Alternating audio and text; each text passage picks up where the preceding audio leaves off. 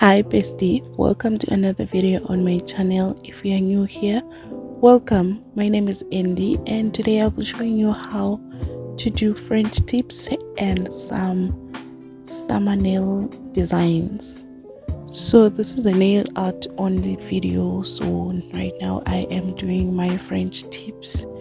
I am using a gel I got from Shein, and this white is so pigmented. I love it. I love it.